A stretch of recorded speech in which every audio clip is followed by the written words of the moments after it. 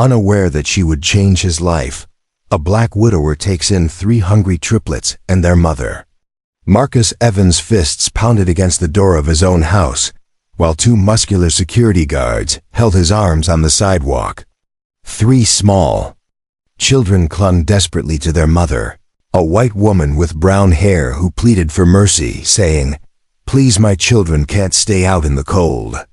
Sarah sobbed, holding the 4-year-old triplets to her chest. The November rain fell ruthlessly, and the children shivered under a soaked blanket. "Hey, that's my house," protested Marcus, a 45-year-old black man whose eyes bore the recent pain of losing his wife, Elena, just 3 months prior. "You think you are?"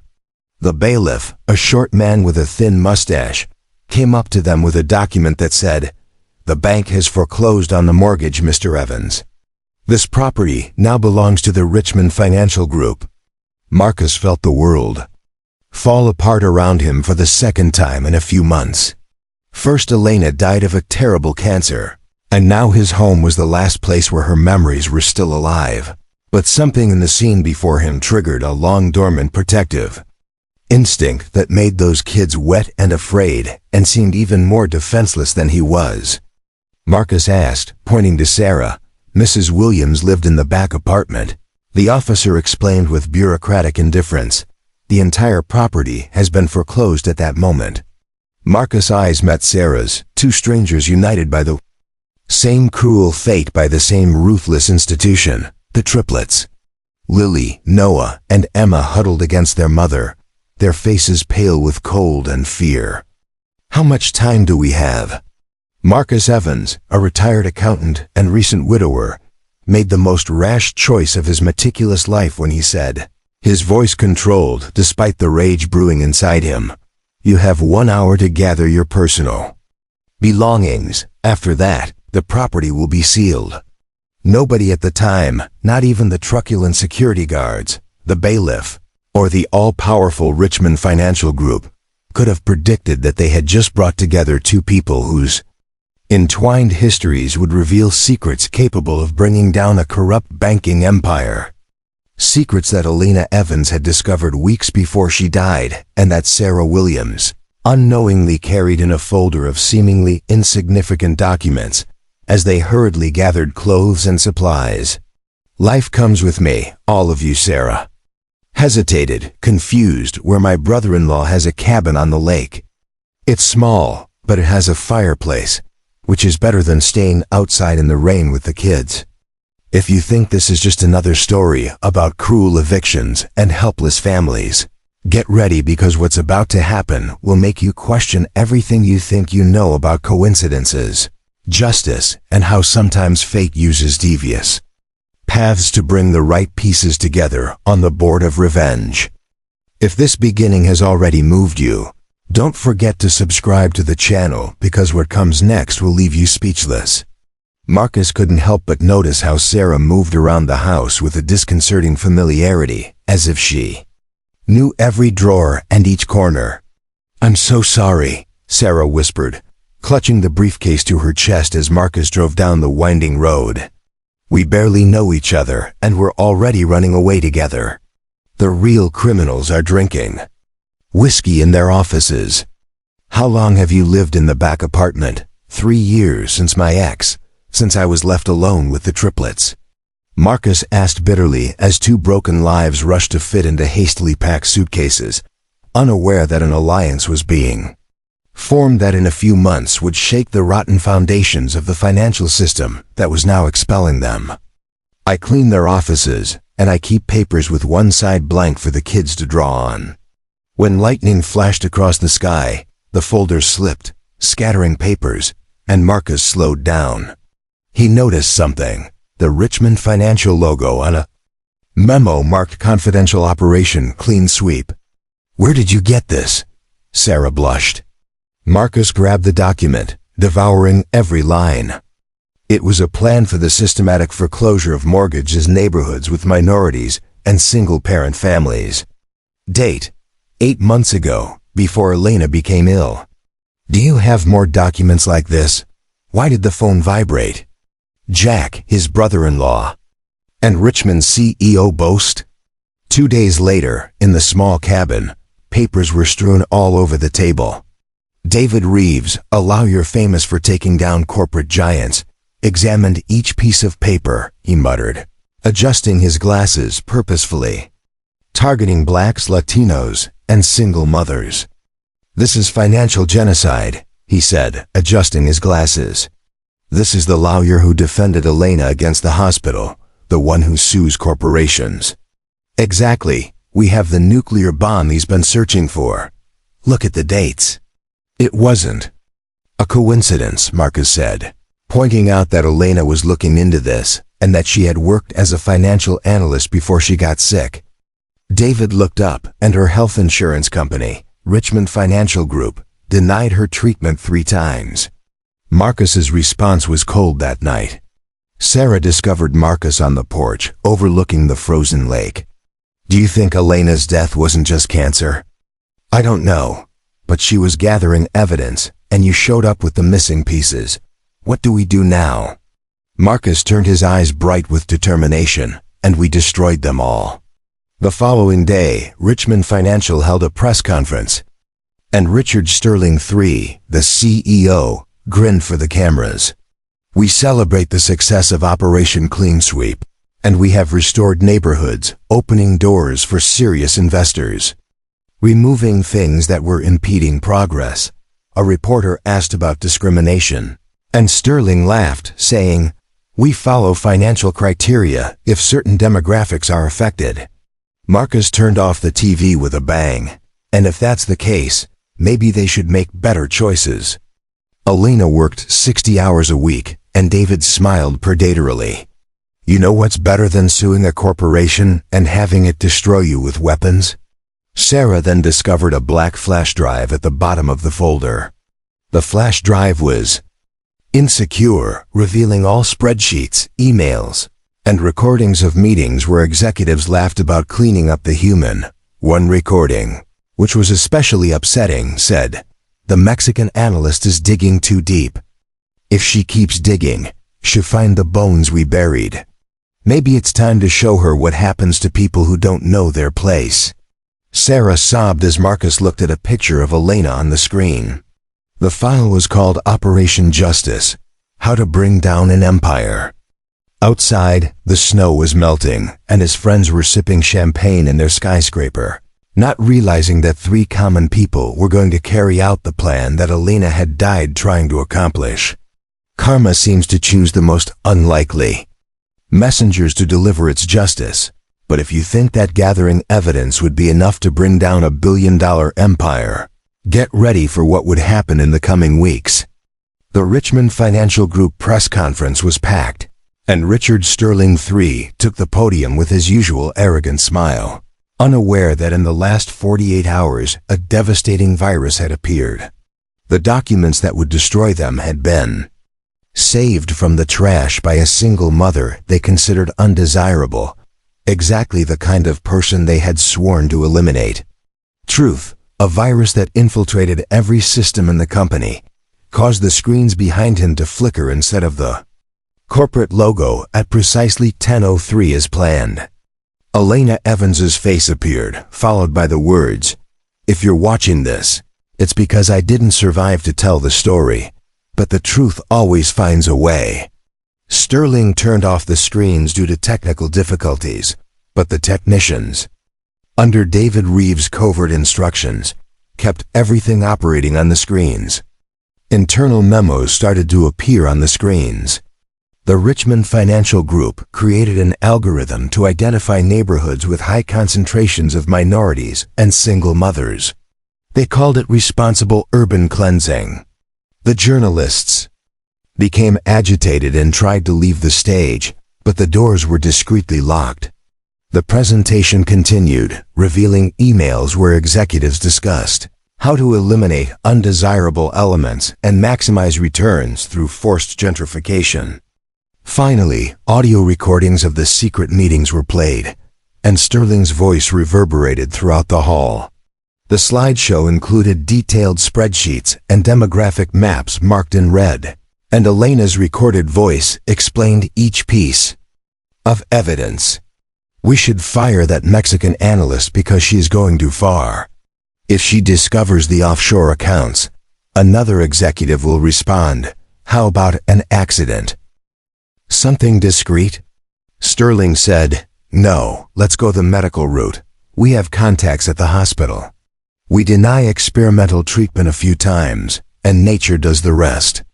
A collective gasp went through the room, and Sterling went completely pale, grabbing the microphone. This is a deepfake, I never realized, but the next recording silenced him.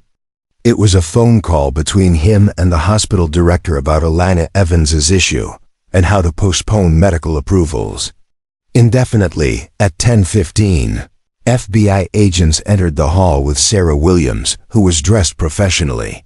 Instead of being the cleaning lady who had saved papers from the trash, Richard Sterling, the key witness who had preserved crucial evidence, was with them. They handcuffed Sterling and said, "You don't understand. It was just business, just maximizing profits." Marcus Evans came out of the shadows from the back of the room and calmly walked toward Sterling, his eyes meeting those of the man who had planned his wife's death. "Business," Marcus repeated, his voice calm but charged with emotion. Alina was 42 years old. She loved gardening and classical music. She spent her Sundays teaching math to underprivileged children. She was my life. Sterling lowered his head, finally understanding the magnitude of what he had done. You know what the irony is? As Sterling was let out, camera flashes illuminated the scene. The video then went on to show the faces of all the families impacted by Operation Clean Sweep. Marcus went on to say, "You called us undesirable elements, but it was people like us, a cleaning lady saving paper for her kids to draw on, that brought your empire down. This is not just our victory. It is the victory of every community that has been silenced, marginalized and considered disposable," said Sarah, holding Marcus' hand for moral support as David Reeves walked up to the microphone. "What you witnessed today is only the beginning," he said, adding that there was evidence connecting the Richmond Financial Group to a network of corruption involving politicians, judges, and executives from other corporations. Richmond Financial's shares fell 87% that afternoon, and within a day, all of the company's assets were frozen. Ironically, the corporate offices would be converted into a community center for evicted families. Sarah's triplets, Lily, Noah, and Emma, watched everything on TV in the cabin, not fully understanding but feeling that something significant had happened that would change not only their lives but the fate of thousands of families. At 6 p.m., a spontaneous vigil was formed in front of the former Richmond Financial office. Hundreds of people held candles, many of whom were victims of Operation Clean Sweep. In the middle of the crowd was a picture of Alina Evans surrounded by flowers. What none of the people there could have predicted was that this moment of justice revealed was not the end, but the start of something much bigger in the FBI seized file. For 6 months, the former Richmond Financial Group office had been transformed into exactly what Richard Sterling feared most, a vibrant community center where executives once discussed how to clean up undesirable elements.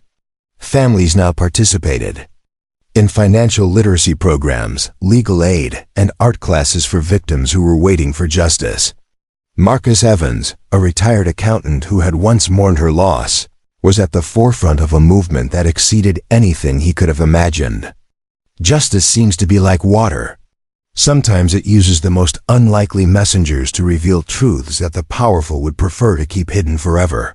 Children. Marcus Evans, the center's director, observed from the window of what had been Sterling's office as Sarah Williams, the social programs coordinator, organized the opening of the new children's wing called the Lena Evans Space in honor of the woman whose courageous actions had initiated it all.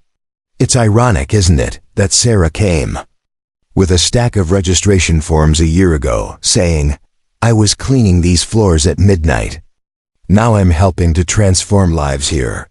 The triplets ran down the hallway, laughing, playing with other kids who were all recipients of the reparations fund established with the assets seized from Richmond Financial, which the court had decided would not reimburse any of the families affected by Operation Clean Sweep. As a federal prison van pulled up in front of the building that afternoon, Richard Sterling III, now in an orange jumpsuit and handcuffs, was being brought into complete community service as part of his 25-year sentence. The judge had ordered him to serve meals to the very people he once called human trash twice a week. Sterling hesitated at the entrance, his face marked by months of isolation and public humiliation, his assets confiscated, his family shamed, and even his wife filing for divorce and sending their children to Europe. Marcus came down to greet him and welcome him to the Elena Evans community. He said calmly, "You'll be working in the kitchen today. Donna Maria, who was evicted 2 years ago, will teach you how to serve." As they passed colorful murals painted by children, including a portrait of Elena smiling surrounded by butterflies, they passed the community kitchen. Donna Maria, a 68-year-old Latina woman, handed Sterling an apron and told him to look people in the eye, smile, and ask if they wanted more. Over the course of the following few hours, Sterling served meals to hundreds of people, many of whom recognized his face from the news. Some muttered, while others simply watched an elderly black woman stop in front of him and study his face. "My grandchildren had to sleep in shelters for 3 months, she stated plainly. At 5 p.m., the center was a hive of activity. David Reeves was leading a workshop on consumer rights in the children's library, and Sarah read stories to a group of enthralled children in the auditorium. Former Richmond Financial employees, now repentant and working with the justice system, gave lectures on business ethics. Marcus found Sterling washing dishes in the kitchen, her once manicured hands now red from the hot water. "I'm sorry, but feeling sorry doesn't change the past," she said. That evening, after the center closed, Marcus and Sarah walked together to Elena's makeshift memorial in the garden. Fresh flowers were left there every day by people grateful for her incredible courage, and she saved us all, Sarah said softly, arranging a bouquet of daisies. Even after she was gone, Marcus nodded, holding her hand, and she taught us that true revenge isn't destroying those who hurt us, but building something so beautiful that their evil becomes irrelevant. Elena always believed that people can change, and that true justice isn't just punishment, but transformation. Sterling paused, tears welling in his eyes. After 2 years of community service, Sterling's life had changed dramatically. On his last day before going back to prison, he approached Marcus and said, "I know I can never fully make up for the harm I've done, but I want you to know that Elena was right about everything." A year later, the Richmond case had become a national reference point for restorative justice documentaries. Laws were changed, and corporations nationwide reviewed their foreclosure policies. On the same day, Sarah received a letter from the federal government, informing her that the FBI had uncovered an even larger network of corruption through the Richmond files. From cleaning lady to federal task force leader, Marcus was asked to lead a national task force against systemic financial discrimination. She laughed and showed Marcus the letter, asking who would have thought Elena would have. He replied, smiling for the first time since she had left. Because she always saw the extraordinary in ordinary people, what started as a personal tragedy and a systemic injustice became a movement for change. In the end, Sterling's cleanup plan ended up cleaning up the corrupt system he represented.